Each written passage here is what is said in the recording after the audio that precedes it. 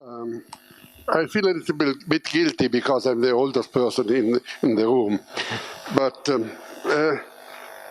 I have three questions. The first one, is that likely that the Italian miracle is a consequence of the demographic policy of the fascism?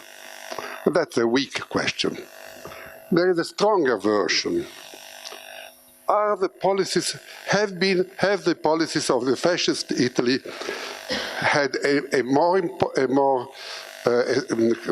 have more consequence on the Italian miracle than the policies of demographic Italy?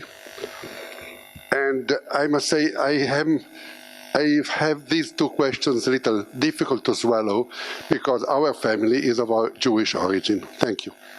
Okay. Do you want me to take a bunch or just answer one at a time? Which is best? Just collect take a few. questions. Okay. That's a good one, though. So, okay, let's. A couple of others, yeah.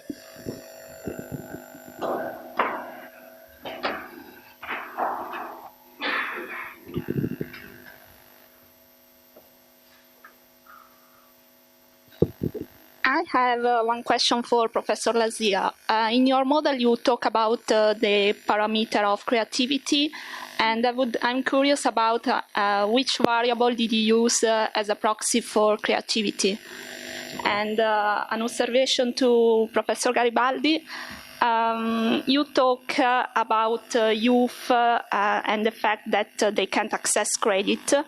And I think that another potential explanation is that older people who know as well that they can't access credit, so they start a business later when they have accumulated a significant earning to start their business. I know some startups that have done this and have been set up by 40-something people. Not at all. They started a startup as well. They are energetic as well.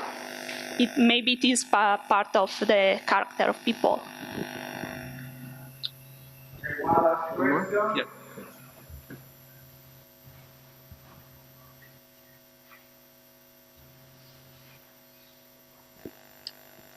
Thank you, Professor, for your presentation. I just had, maybe you pretty much covered it during your, and just like a curiosity.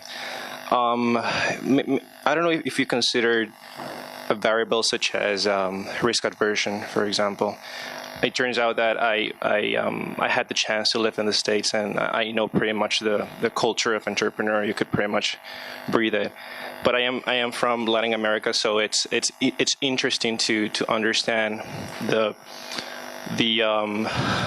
R, for example. If it's negative, then it's where you live in a place where younger people are. But then again, it's interesting because if you culturally analyze if people are risk adverse, then it doesn't matter how old you are. You have this tendency to be more kind of more entrepreneur rather than. So I don't know if it's just a comment. If it would be interesting to see if it has anything to do, even if you're older or younger than a threshold. If you consider like risk aversion as an important variable or not. That would be all. Thank you. All right. Good. Very last one here. Okay. Sure. Go ahead. Okay, very last two. More explanation.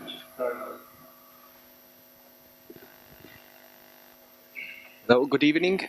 So it's more like an observation which links to what the other student says. So maybe there is in the paper, but it's not clear to me if the opportunity cost of a young person is taken into account. For example, so I want to be an entrepreneur, but I have an outside option. And this relates to my risk aversion, and my risk aversion may vary in wealth. So maybe there is a correlation between the median age of a group of country and the accumulated wealth, which affects my outside option and in turn my decision to become an entrepreneur. Good. Okay. Moment, because this one. Yeah, you need to run. So let me. Yeah, this sure. Yes. Yeah. So I I get the prize for being the second oldest person in the world, in the room, then, I guess. That's obviously an extremely provocative question. I wouldn't presume to even be able to answer it, but let me give you at least a thought on it, and that is that what we know, at least as we look at the world and we look at changes in countries, and I won't speak to fascism in Italy or anything like that, but if you take countries like take India, for example, and you say, what is the most important determinant of demographics? It turns out it's not government policy. Even the one-child policy in China, countries that have really dictatorial kinds of governments that insist on draconian kinds of things of the sort that you were talking about, even when those are removed, people still choose to have fewer children. And we referred back to Becker, that one of the greatest ideas actually that Becker ever came up with, and it's not one of the ones that he's most famous for, but it turns out it's one of the most important from a policy point of view, is that educating girls is the strongest way to control population. And the reason for that is that when you educate girls, you raise the wages of women. And when you raise the wages of women, you make it expensive for them to choose to have children. And that is by far the most important empirical variable in terms of explaining these things. So you can have horrible government policies that have, major effects on populations in many ways, social effects, terrible effects of the kinds that you were talking about. But those seem to be, even when those are lifted, you still have the economic forces that are very, very strong. And I think that's what's going on in China right now. They lifted, the one-child policy, and women are still saying, hey, we don't want more kids. We want to go into the labor force and work, have one kid, spend a lot of money on that one child, and then spend the rest of it on ourselves. And that's basically what's going on. So thank you very much. It's a wonderful question, and I wish I could give you a better answer, but that's about as well as I can do on it. Thank you. Yeah. Thank you. Do you want me to answer the four, or did you want me to take one more? You had one more, I think. Please. Yeah, very quick one. So I was just wondering whether you could discuss a little bit the role of migration, maybe, in the relationship between entrepreneurship and aging, because I thought that maybe, in a stagnant society, the more dynamic people might leave, and these might, at the same time, reduce, entrepreneurship and also make the society become older. Yeah, okay. The causality then would go the other way around with respect to the one suggested by the beginning. Very good question. Okay, it's one I thought about a little bit, so I'll tell you. Okay, so let me go through these quickly. Lady over here. The answer is that the way we don't have an actual measure of creativity. Creativity shows up in this analysis by holding the share constant and looking at how age affects entrepreneurship. So the example would be, suppose you have two countries. In one country, the share under 29 years old is 30%. In another country, the share under 28 years old is 30%. So the share of the population, the structure is the same in that some sense in those two age groups. But what this model predicts is that holding that constant, the 29-year-olds will be less entrepreneurial than the 28-year-olds. So we're shutting down this effect that works through the rank and working on age, and that's how we do it.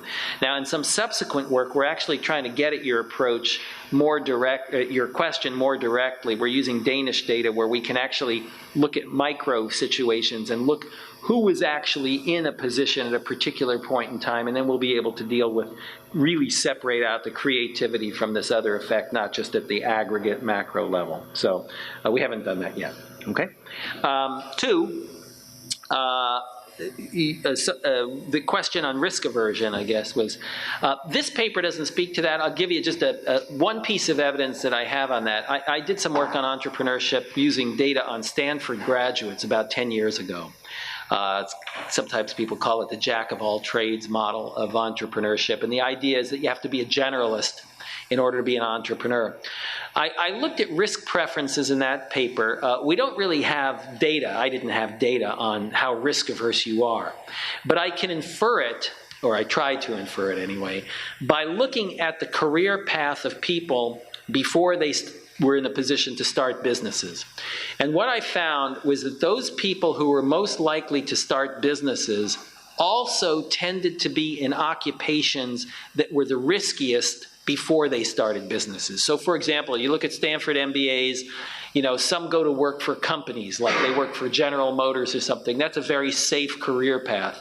Others go to work for Goldman Sachs. That's a very risky career path. You know, you can make $1 zillion if things work out, but you can get killed and end up with no job 2 years later if they don't work out. The people who start businesses are the ones who went to Goldman Sachs, not the ones who went to General Motors. So that at least supports the view that you were thinking about risk aversion being important. That's the closest I could come to that. For the opportunity cost, who asked me? So, yeah, you asked me about the opportunity cost. Yeah, that's a very good question, and one that we didn't really look at specifically, because what we assume implicitly in this model is that the wage distribution is the same at every age group, okay? If you looked at that model, I didn't have wages varying by age. And in some sense, you could say, well, the wages of the young are lower than the wages of the old, so the opportunity cost of starting a business is lower when you're young than when you're old, and that should be true. Now, that would support your point. The only thing is, remember that the relation of entrepreneurship to age is not monotonic, which is what your story would imply, but it's an inverted U. So you have to have something else going on, and that's why I think these two pieces are important. You need both. By the way, the same, where's Pietro? The same is actually true. That was my reaction to your comment about the financing as well. Financing is, let me comment on that because it's really important. We know that financing is very important in starting a business. Let me refer to some work by another, unfortunately, late colleague of mine, John McMillan, who studied Vietnam and studied business formation in Vietnam. And he found that the most important variable in determining whether you started a business or not was whether your family had a business. And the reason for that, of course, is just what you said. You can't finance the thing unless you can borrow, and the only way to borrow in those kinds of societies is basically get the money from family, okay? So that was by far the most important factor. So there's no doubt that financing, you know, the perfect capital markets assumption is not right, and financing is an important component. The only thing that I would say just in response to that is what I just said to the gentleman there, which is that the financing story doesn't quite give you the implications of the inverted U. So for example, I would think that financing, your ability to finance something would grow monotonically with age because you can save more, you accumulate capital. So you have to have something else going on there. Now you don't need my story, but you at least need something else going on to turn back in the opposite direction. So, I'm sorry? Yeah, that's what I say, creativity. You need another factor, right? Yeah. So you need creativity. The other thing that you won't get from the financing story is the shift, the fall being most pronounced in the middle group. That's more subtle, right? So you don't get that. So what I like about this structure is that it gives you some very specific implications, all of which are borne out by the data.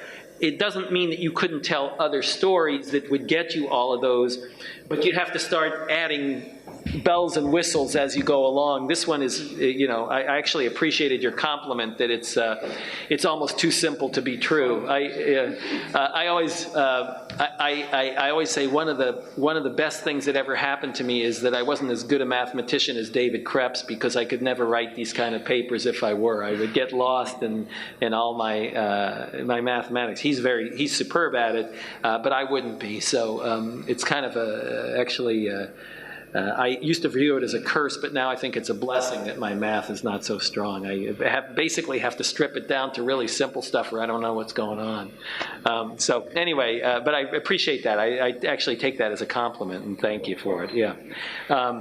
And then finally, the last one on migration. The migration issue is very important, and what you see this in spades in Europe right now. So if you look at London, for example, London is almost an absorbing state for people in Europe who kind of all the most creative, active entrepreneur. You know, if you're from Paris, you know, you'll see, I mean, it's a good thing for London because now you can actually eat the food in London as a result of Italians and French migrating to England. You know, otherwise you'd starve to death over there. But the problem is that when they do that, that does have implications for the countries left behind. And it's actually was most pronounced in some of the Eastern European countries. They were I actually was a consultant to some of the Eastern European governments in the early 90s. And the biggest thing they were actually worried about was the brain drain. And the brain drain, of course, is a result of having this, and it's the young people who leave, because the young people, of course, are the ones with the largest return to migration. They're going to be the ones who have the greatest period over which to enjoy that. So I don't think there are necessarily positive normative implications of this theory in terms of saying, you know, it's a good thing to have this kind of stuff going on. I think it does imply things about growth, though. So it would still be true that if all the young people leave Italy and go to London, what's going to end up happening is you're going to have an old population, and you will have low business formation, and you will have low growth rates as a result. So that's a positive rather than a normative implication of that. And one of the things I actually have been pushing in the U.S. and wrote an op-ed on it is that you know, we should be thinking a lot more seriously about migration, primarily because of the chart that Pietro showed at the very beginning, where you look at the age distribution in the U.S. in the early 1900s, when we had massive immigration, and compare it to what we have now, when we have, you know, 1/30 of the population migrating per year. And I think it's a really important issue. And again, one that's come up in this recent presidential campaign, if you've been following the rhetoric that's made it to the press. So anyway, again, thank you very much, and thanks for the invitation. I really enjoyed coming and meeting with you, with your colleagues and your students over the past couple of days, and still have one more day left to enjoy that. So thanks again for the invitation.